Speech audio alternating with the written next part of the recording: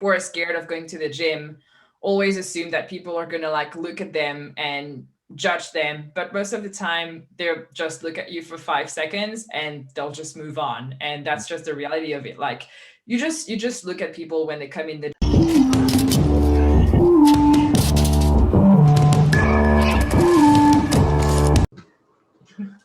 All right, Jessica. Is that it? Jess? Jess. Well, my first name is Jessica, but you can call me Jess. Everybody calls me Jess. Okay, cool. Awesome, Jess. Nice to finally meet you and get this chance to do this. And yeah, we kind of I kind of like saw your post and I was just like, wow, she kind of shares the exact same thing that I share in terms of like female composition and stuff like that. And I just wanted to be able to have you on so that we can kind of go a little bit more in depth about that. And also, hold on, there we go. I'm gonna edit that out. Got the snowball thing. But I might not even edit that out. But also, just to kind of get a little general idea of who you are, what you do, and stuff like that. So, tell me a little bit about yourself. Sure. So I am French. I am 29 years old. I have been into bodybuilding for 4 or 5 years now. I'm a full-time coach for Revive Stronger. Mm, Yeah, I did a mentorship at JPS last year in Australia. So I flew to Australia to actually learn more about the scientific principles of training, bodybuilding, nutrition in general. So I don't have any degree. I don't have any academic background, but I do pretty well without it. I think you can learn anything you want now if you're willing to do so. So yeah, that's about it. I'm not like I haven't been training like most people for like 10 or 15 years, just like 4 years, pretty much still getting some newbie gains. Sometimes it's getting harder and harder, but it's still there sometimes. Yeah, that's pretty much the shortest description I can do. that's awesome. I mean, that's perfectly fine. Like I myself, I don't particularly have like a degree or anything like that. But like you said, it's always being able to apply yourself into something that you want to do. And eventually you get to the point where like you're so knowledgeable on it, you can apply those things. And I think one of the reasons that kind of stared me away from kind of going to school for fitness related is that I was always told like, yeah, when you get your degrees and stuff like that, you just be like a personal trainer at the gym. I'm like, wait, why do I have to pay all that money to do all that? Why can't I just get like a PT certification, apply myself, and then kind of just do the exact same thing and still be successful? So it's funny that that's the way that you went along about it. Was it? Would you say it was harder or easier? Like, I think my approach was perfect for me personally, just because I've gotten out of school when I was 18, and then I did a bunch of like small jobs, shitty jobs here and there, and yeah, school was never my thing, and I think it's gotten easier now because I actually am passionate about what I'm learning, so it's much easier. But I have ADHD, so I have really hard. Like, I have a hard time focusing on anything for a long time, or I have a hard time going to a class and just be focused on one thing. So it's easier for me to adapt my own schedule to learning what I want when I want. And no, yeah, I think you don't specifically need a degree to do that. I think you have to make the appropriate choice for your lifestyle, especially when you go back to school later in life. Because I'm nearly 30 now. I started learning about bodybuilding in general about 2 years ago. So that's really recent. So I was 27 ish. yeah. And yeah, I just didn't have the finances to go back to school, and it was just easier to do a mentorship because I could have someone teaching me with their experience as well. Where I feel like if you go to university, you'll have such a broad, like such a variety of topics, and teachers might not be as focused on each person as they could be. Whereas if you get a mentor, you can actually just ask them question and shadow them, and it's for me so much easier to learn that way. That's definitely true, and that makes perfect sense. And especially if you have ADHD, it can be a little hard to kind of sit in class all day. I've always wondered if that's why I never really got good in like school, because I always fell asleep listening to like the teacher talking. What was it like during your earlier years, like What was it like as a kid growing up? Um, I, my family was pretty poor. But we never missed out on like food or anything. We always Yeah. had like a roof over our heads and always had food on the table, but it was very minimal. But I would say my parents got divorced when I was 10, which is very early on. The family situation wasn't the greatest. Yeah, it wasn't always fun, but I think that's how you learn about life as well. The hardships just make you stronger along the way. I think I learned, and I'm still processing a lot of trauma from my childhood with my therapist. Mm. Um, I started seeing a therapist this year, which was actually pretty enlightening. I think it was really, really good to do that. So I can actually notice the patterns and the behaviors and try to change that according to my past and my trauma from when I was a child and a teenager. So yeah, it wasn't always fun growing up, and especially probably more so in my teenage years than in my childhood before 10. Um, but yeah, I think it just makes you a stronger person mentally. Um, it's funny that you said that. So I'm originally, I was born in Africa, uh, West Africa. I can remember to this day, but my life was sort of just like that. It was very from very poor background, like village and stuff like that kind of thing. So it's always interesting having to like interact with somebody else who went through that exact same experience. And for some reason, I could tell just based on it's a little bit like there and there, but I could tell based on like the things that you like and like what I share, and you're just like yes. So I could like see that a little bit in there. And one of the things I have to kind of ask, I think I did this myself. Did you find working out as a way to sort of like escape from all that? If there was any like sort of trauma or any bad experiences per se? Yeah, for sure. I think training becomes an outlet. The discipline and the discipline and the maybe learning factors, all everything that it requires. I think it just helps a lot. So, but yeah, definitely helpful. I can relate to that, and I think a lot of people who have the same background as us relate to that when it comes to training. Yeah. I think that's why most people are so like attracted to bodybuilding, that whole discipline aspect, because like their lives have been so chaotic at one point, and then it's a way to find something to be able to channel that chaos and then make good use of that chaotic energy into something positive. So that does seem to be a pattern that I tend to see a lot. There's always like a tragic backstory. It's like the little Batman Marvel hero kind of thing. Yep. Every superhero always has a tragic backstory. So Yeah. yeah, that's pretty interesting. Another question I kind of think about, when you started lifting, when you got into it, did you face any sort of like difficulties, like let's say body dysmorphia or anything like that of the sort at first? Not at all. I actually I started to have body dysmorphia after I got into bodybuilding seriously about 2 years after. Yeah. At first, I was all about cardio classes, and I was just doing bro stuff around the gym. I was going with my ex. I think my ex was probably the biggest, um, like not fear, but discomfort that I had in the gym back then because he was really jealous. And, guys look at you. And I was in Los Angeles at the time. So big gyms, commercial gyms, super crowded. But yeah, no, I weirdly didn't develop any body dysmorphia early on. Mm. It came afterwards when I started training properly. And then you're like, oh, I'm too small. I need bigger delts. I need bigger glutes.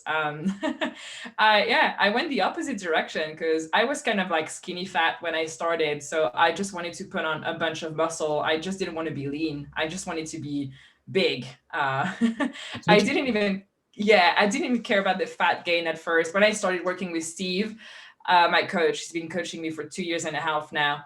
I I I think I gained like nearly 20 pounds during my massing phase, which on Mm. my frame was a lot. But then when I leaned out during my first contest prep, I actually put on a lot of muscle, which was really, really nice. So I had it the opposite way to most people, where girls really want to be lean and have abs and have, like, definition in their arms. I was the opposite. I just wanted to be bigger and bigger, and I was just so tired of being like kind of skinny fat. But I didn't care much about the fat on my midsection or on my hips. I just wanted to pack on muscle.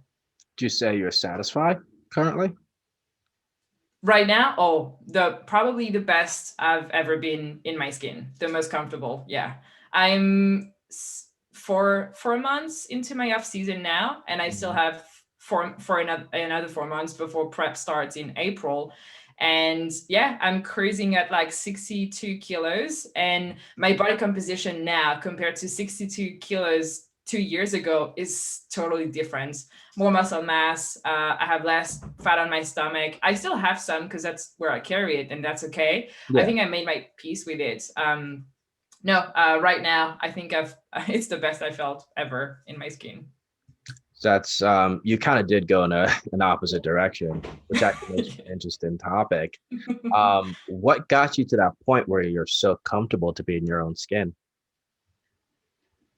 A lot of groundwork, a lot of exposing myself on social media, a lot of body positivity things.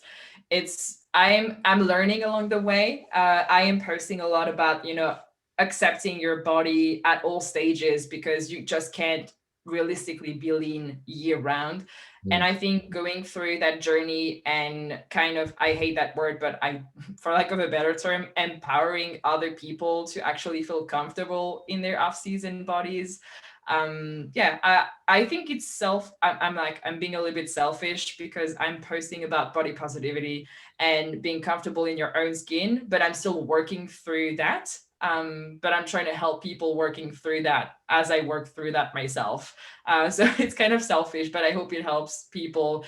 And I had so much engagement within the past couple of months when I started really promoting it. posting about, yeah, exactly, being in your off season and being comfortable having a bit more body fat, and you just can't grow and be lean all the time. Realistically, it's not gonna happen after a couple of years of training. You can't just have this forever body recomposition happening. Um, but yeah, I think it's about exposing yourself and trying to stay true, and trying to stay aligned with your values. And education, obviously, just learning that you need, like, if you want to grow, you have to be in a caloric surplus. And if you're in a caloric surplus and you're growing, you're going to put on a bit of muscle and you're going to put on a bit of fat, and it's okay. For most people, it's going to be that way. Like, not everybody is blessed genetically, so that's just the way it goes. And that's for most people. Realistically, if you want to gain muscle, you're going to have to gain a little bit of fat. The good news is that you can actually control that and be in a moderate caloric surplus. You don't have to gain a whole bunch of fat. Mhm. Yeah, and I think that's also one of the issue when it comes to women, for example, is like the education to be able to do all that is simply not there. And if it is, it's in the form of like social media, like TV marketing and stuff like that. And when they promote things like that, they don't really promote that specific information. It's always like get lean in like a few weeks, get six pack abs, get a flat tummy. Actually, I I went to the grocery store today, and there was this machine that they had. It was called freeze fat or something like that. So Yeah. it's essentially, I don't know if you can see it, but it's literally just says like, you can't see it, but it says like freeze your Yeah. fat. I know So what they you mean. have like Yeah. this little like waist trimmer that you can put around your waist. I mean, I look at it, I was just like, how are these things even like legal to sell? Because Right. it seems like a bunch of misinformation. And like freeze your fat away. Like you would think like the average person would kind of like understand that, but it's so hard because there's all this like misinformation that's telling women to be like, hey, you have to be thin, you have to be lean, you have to have a flat tummy, you have to do all this. And eventually it just makes them feel so insecure about themselves. And I think that's a problem. Like, what would you say? You did mention that like to be comfortable in your own skin, and when you mentioned that, I actually thought of something that I said to one of my clients. She's overweight. and she's like doesn't want to come to the gym and stuff like that. So I told her, okay, you don't want to come to the gym. Why? She said, because I don't feel like I want to be here. And I'm just like, what do you mean? So when people tell me that, I usually just tell them, do you realize like when you come to the gym, every single person that goes to the gym, regardless of their gender, are there because they're insecure. And Mm. it's a huge step to take to even go to the gym. But every single time that you do it, you kind of expose yourself out there a little bit more. And the more you expose your insecurities, the more those insecurities become security. And then you start feeling more confident in who you are as a person. Um, I'm sure you've coached many females. It's hard for me to get one because I'm a dude, but but I'm sure you've coached many females. How many times have they like had that exact same problem where like they're scared to even remotely lift a 10-pound weight? Actually, well, I think because of the team in which I coach, Revive Stronger, we do get a lot of applications of people who are PTs themselves or who are already pretty advanced. Uh-huh. Um, but I do get people that are overweight or just very uncomfortable, and yeah, it's really complicated. But one thing that I tend to tell them when they're scared of going to the gym is that once you've made it there, it's just baby steps and baby steps that you repeat every day and every day until like a baby step is just like a normal step for you, and you just have to add them every single day you get there. Like the first day, I tell them just have the front desk staff show you around, just have them show you where the machines are, where you can change, and just have a feel of the gym. And then the next day, you can just like go around, try out a few machines, and you don't even have to know exactly what to do. You can ask to be shown what to do, or you can just like just walk around the gym and see what's going on. And then you get acclimated to the gym, and you just start feeling more comfortable. And one other thing that I mentioned is no one gives a fuck what you're doing. Like Yes. everybody at the gym is like just there to like train, and people don't care. People really don't care. They're centered, like they're self-centered, and they're focused on themselves, and not in a bad way. But I think people who are scared of going to the gym always assume that people are gonna like look at them and judge them, but most of the time they'll just look at you for 5 seconds and they'll just move on, and that's just the reality of it. Like you just look at people when they come in the gym, or because of the outfit that they're wearing, but that's normal things. That's just a normal reaction from like a human person, like a human being. But realistically, they're not going to stay focused on you more than 5 seconds because they're there for themselves. And I think that helps a lot people to like that are scared to go to the gym to understand like, hey, I think everybody's there because like everybody is in the same situation as me. And yeah, it is definitely a challenge for most people, but once you pass the first week, first 2 weeks, then you're good to go. But yeah. Even when I started, I went with a girlfriend of mine, and I did a cardio class because I didn't know what to do in the gym. And then I asked a trainer to show me how to squat. So my first lift in the gym was a high bar back squat, which I pretty sure I totally butchered back then. But it's just like baby steps, making you feel like more comfortable, trying out machines, trying out some barbell movements. You can even pay someone to just show you. I mean, that's what PTs are there for. Yeah. Granted that it's harder and harder to find good PTs now, but Yes. it is so wrong. Especially in the US, the system is so funny from a French perspective, that you just can train for like 30 minutes with someone. It's very, very different here. So what I do with that, I actually work at a gym, a corporate gym. And one of the reasons why I do it is because I know there are just shitty trainers out there. Like I'm not gonna lie, like I don't need to be working at a corporate gym, but I know like there's so many people out there who are paying good amount of money to just be told how to do the wrong things. I mean, I'm not saying Yeah. I'm gonna take it up on myself, but like my philosophy in terms of being a personal trainer is being able to coach people, train them the right way, get them the information that they need, and then eventually just let them go on their own. So now they have a good wealth of information that they can use on their own because they had a training for maybe like 2, 3 months. I mean, Yep. I tell them all the time, I'm like, hey, listen, we're going to have an hour session. Usually it's like a 30-minute session. It's like, hey, listen, we're going to have an hour session. I can't do anything in 30 minutes. Yep. So what you're going to do is you're going to buy like whatever amount of sessions you can, but we're going to make sure that it's an hour session for 2 to 3 times a week. So this way Mhm. you get all the information that you need. This way you're here with me and I'm teaching you, also coaching you how to do certain things the right way and tell you if you have any questions, just ask me and stuff like that. And I don't want to have a so I don't want to coach somebody for like years and years on end. That doesn't do me any good if I'm just coaching you. It's like eventually I want you to kind of just fly with your little wings, go somewhere else, do your own stuff, and then like you help other people do the same thing, and then it just creates this cycle of just like actually having good information per se. And but yeah, I just had to cut you off because it's funny that you said the whole like 30 minutes thing. I freaking hate that. I I know. hate that so much. It's pointless. Like, I don't understand what you're going to be doing in 30 minutes. That's going to change people's training, or yeah, it just doesn't make sense to me. It's funny.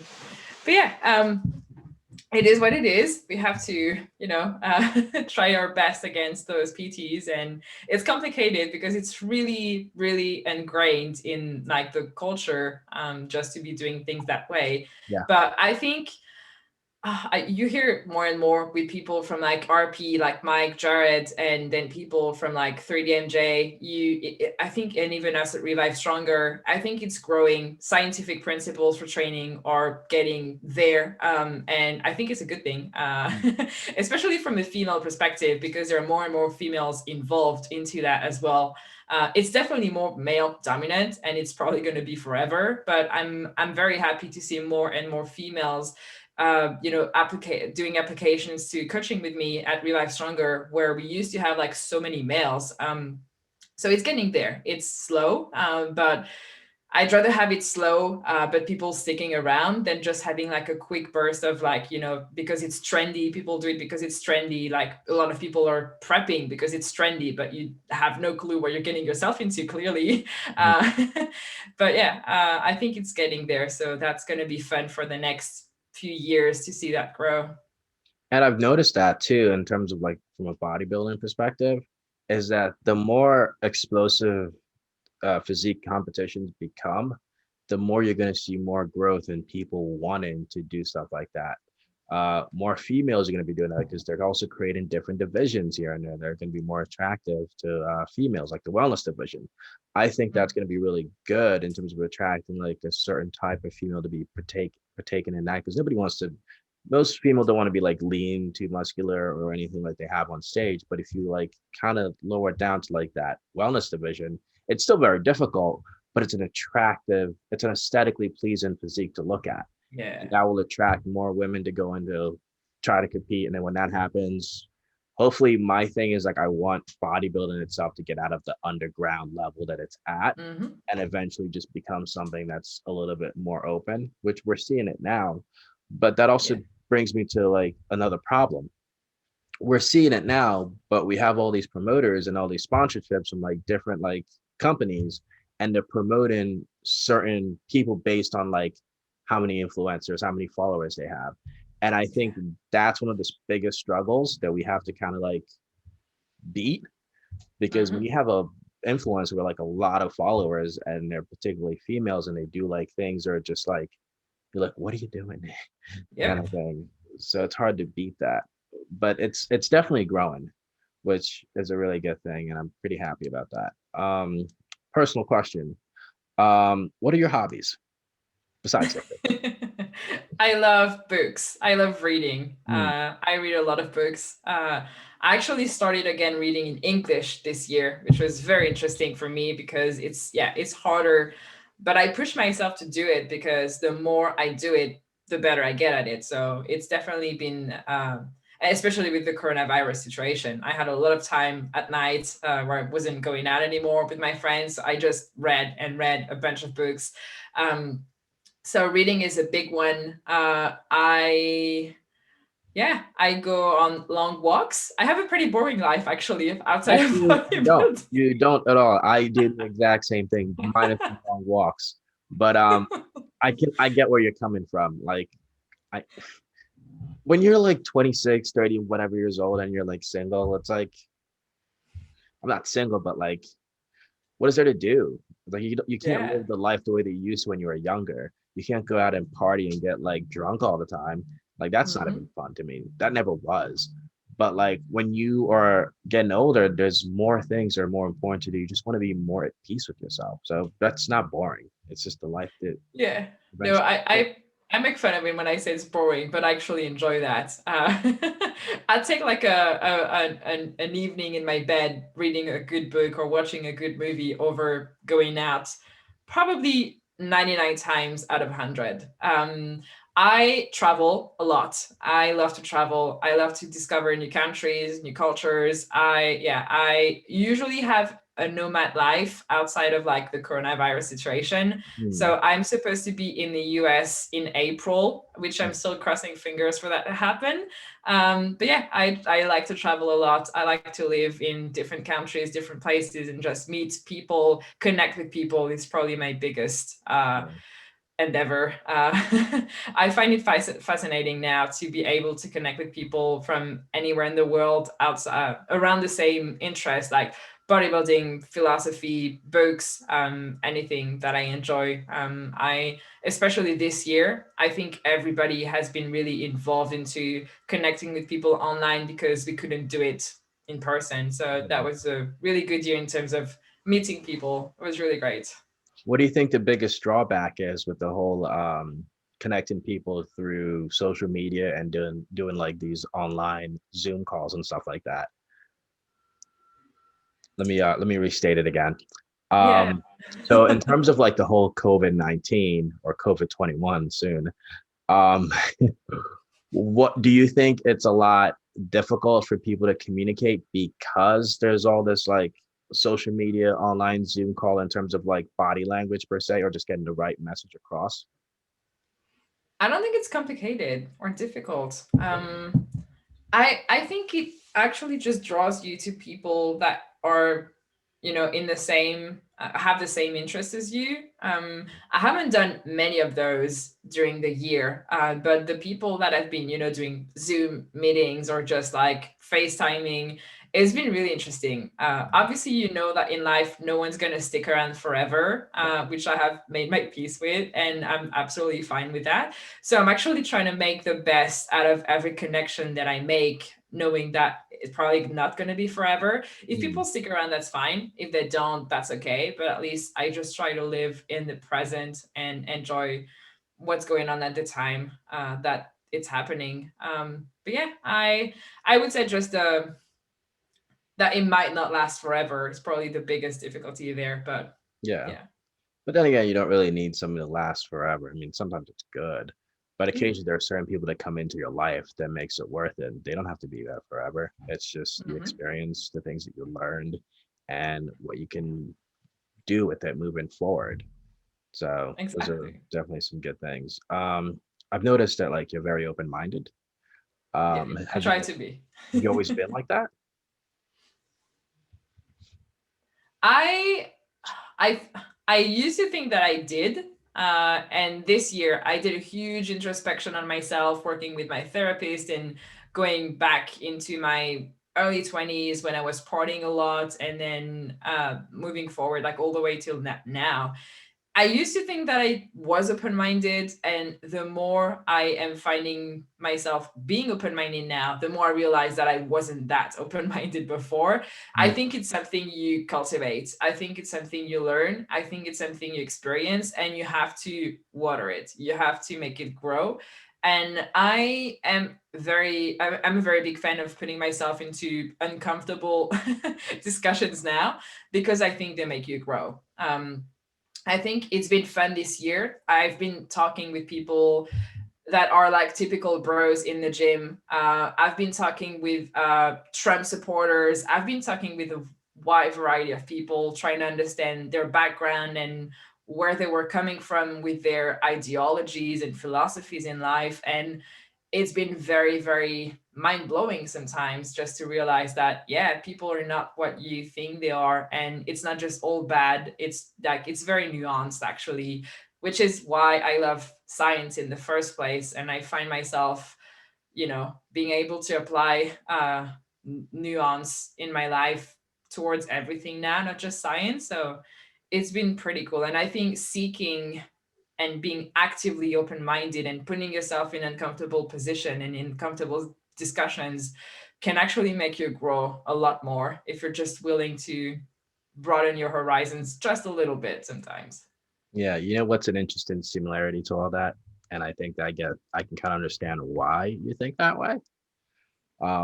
You know, when you're lifting weights and stuff like that, and there's always like continuous like stress you're applying to the body, and then gradually over time you overcome that stress, and then you have a new stressor, and it just goes on and on and on and on. Mm-hmm. So I don't know, but I think that might be where that came from for you perspective, because for me that's sort of how I look at it. Like there's a lot of like stressor in life, but eventually you just always have to continuously adapt. And like you said, just like you can meet new Yep. people, learn new things, and then just always Mm-hmm. get yourself going and kind of adapt and becoming essentially the better version of yourself. I'm gonna go back to that question about like what I asked about like COVID and stuff like that. Well, I didn't ask about COVID, but like I said, like, was there any like difficulties with like meeting people face to face and stuff like that? Mm-hmm. I'm sure you partake in a lot of like social media conversations, maybe not. Mm-hmm. Yeah. Do you find in terms of like texting wise and then being able to get like the communication of what is it that you want to convey to someone very difficult in terms of like social media? Like let's say you're in an argument with somebody and you say something, but they mistook it for something, and then it spirals out of control. I've never faced like such a difficult conversation. I even when it's a difficult conversation, I try to do voice notes because I think it's easier to be understood that way. Mm, But no, I think as long as you're open to receiving people's and hearing people's opinions on everything and trying to understand where they're coming from with that, it's not that complicated. Of course, you're not going to agree with everybody, you're not going to agree on every topic you're discussing. But I think that's what makes it fun. But yeah, for sure, sometimes there's going to be miscommunications, especially because I'm French and English is not my mother tongue. So sometimes I won't understand what people are saying, so I'll have to have them reframe the question so I can actually understand where they're coming from. But most of the time, I would say, especially this year, communicating more and more, I haven't really had any hardships uh, into like discussing with people. yeah. I asked because I don't like texting and stuff like Yeah. that. Because I feel like when you do stuff like that, it tends to convey like the wrong message and people just read it Hmm. wrong. So they like react in such a weird negative way. Hence why I always like to do like these things, these like video calls and like the voice notes and stuff like that. Yep. Because sometimes you could say something and then all of a sudden it's like somebody takes it differently. Um I when you mentioned COVID, I did say I started this last year Hmm. around, well, actually started this year, but it's because the lockdown. I actually started this entire podcast. It's like I was like really bored, and like everything was like closed down. Everyone was like inside, and I was like, you know what? I'm not going to be talking to people for a few weeks or so. So why don't I Hmm. just like start reaching out to people and then kind of like invite them over and like sit down and have these conversations? Because I'm not sure if you're aware, but like in America, there's like this whole big, there was a lot of stuff that goes on, and everyone was just like mad and upset at each other. And I just wanted to kind of just like, I'm more about just communicating and interpersonal Hmm. relationships than Yep. I am just like arguing with someone. And all of a sudden, I'm just like, okay, I'm not going to get my point across because this person can't really tell what I'm trying to convey to them and they get upset. So I usually just do this and then we sit down, and I always just want to be very open minded, learn new things, and then see where somebody else is coming from with their perspective, and then try to align their perspective with my perspective, and then try to find a middle ground. In today's, I personally think in today's world, especially in America, in terms of like whatever issue is going on, especially when you're a black person and you're Mhm. trying to make a very valid statement, but everyone's just like on different sides and they're just like, no, no, you're this because of that, you're Yeah. that because you think differently. How dare you think differently? I'm just like, it gets a little bit tiring after a while, but I mainly made this because I wanted to communicate with people, sit down with them, talk to them, because I realized at the la, middle of last year or middle of this year, people weren't doing that. People Yeah. weren't like communicating like they used to, like in person, because that link to that communication was completely severed for the first few months of the year or so. So that's kind of why I had this in here. Another interesting question that I have for you. Um, I was actually going to ask you this, but like, where have you traveled to? Oh, I have lived in the US for almost 4 years. I was living in LA. I was traveling back and forth between France and Los Angeles. I have traveled a lot in the US. I have traveled a lot throughout Europe. I have traveled in Asia. I have traveled to Australia. I've actually lived in Australia last year Does for the entire year. do the people in Australia kind of get confused when you speak British English or Australian English? Or is I that think the same? I'm getting confused with my accents when I speak because I've lived in LA. Yeah. I mostly work with people from the UK and No. I lived in Australia. So my accent is just a mix of weird stuff. So I get confused more than people get confused about my accent. That's so funny because I could never tell if you're like if you were from like Australia or you're from like Great Britain or like one of those European countries. And I was just like, but she's French. Yep. Because you don't have that much of like a thicker accent to Mm-mm. say that you talk. It's more of like a British accent. So that's why Yeah. I was like pretty interested because you're like, my English isn't that good, but I'm just like, what do you mean?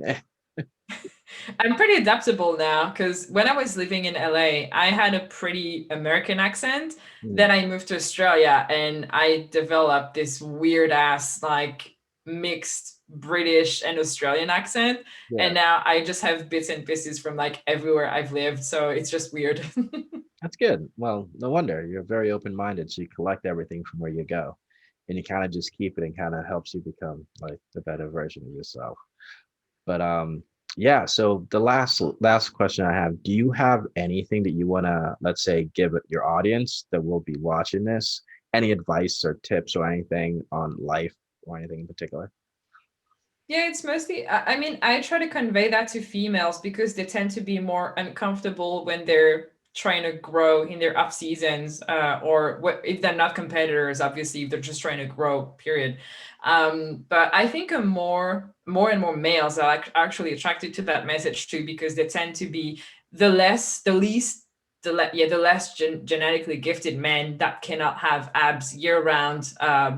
The guys that have to put on a bit of fat when they gain some muscle, which is fine. Like it's most of us. Yeah. I I think I just try to convey this message of like be comfortable at every stage because you're going to be living in your body every day out of the year and you need to be satisfied and comfortable in it every day, not just when it's lean, not just when you're going on vacation and you're shredded, or not when just you're like stepping on stage if you're competing. So it's, yeah, it's really trying to reframe the whole social media and being shredded all the time because it's just conveying the wrong message to people's audiences. Most influencers have to stay lean year round because otherwise they feel like they're not being relevant anymore, which is very, very sad. And people think then that to be a PT, to be a good competitor, you have to be shredded year round, but you don't have to. If you need to grow, gain weight, and that's perfectly normal because almost everybody is in the same boat.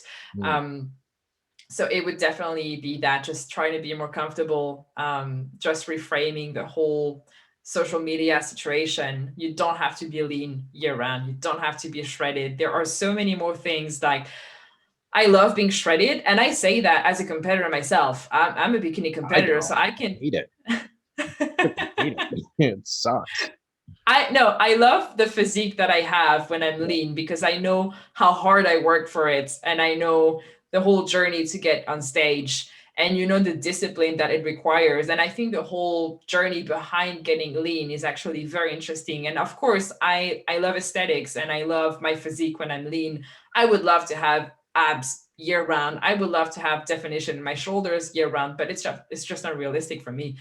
But yeah, I think it's just a way of pushing people into, yeah, you don't have to stay lean all the time because it looks nice, but it feels like shit. Literally every single day. You're going to be hungry. You're going to have no sex drive. You're not going to be fun to be around. Your sleep is going to be affected. Your stress levels is going to be so high. Your digestion is going to be like fucked. Like everything is just not fun. It's not fun. Yeah, that's one of the reasons why I hate it. Like, I can get myself to kind of get ready for a prep and be in that prep mentality, but the last week or two of the prep, I just want it to be over. I just want to be like, I can't do this anymore because like this year was actually the leanest that I've ever been, and I, I'm not gonna say I have a talent for this sport, but I barely ever like tried the past few years. I barely ever like stuck to like a diet. I mean, I like my last prep, I was like cheating throughout the last 6 weeks, and I placed third at a national level show. Damn. But but like I was so upset with myself because like I could have done better, but Hmm. I didn't because I kind of was like, okay, I can do this, I can get away with it. But this year, I finally realized what it's like to struggle through prep, Yeah. and that's why I hate it. It's literally why I hate Oh, it. it's not fun, and it's not a matter of like having a good, metabolism or anything. When you get deep in prep, my last 8 weeks of prep last year, Mm, like if I tell people my height and my weight and how many calories I was on and my body was plateauing, like people would just be like, what the actual fuck? It's just the reality of prep. You have to dig, you have to do more cardio, you have to do more steps, you have to lower your calories, and it's not fun. So I think that's another good message to convey to people. mm, If you've been training for like a year and you're attracted to do a prep just because it's trendy, don't. You're going to look like a stick on stage because you're not going to have enough muscle mass. And you need experience with leaning out first. You need experience with dieting because dieting, as everything else, is a skill and it's something you practice and it gets better over time. But you just have mm, to learn how to do that.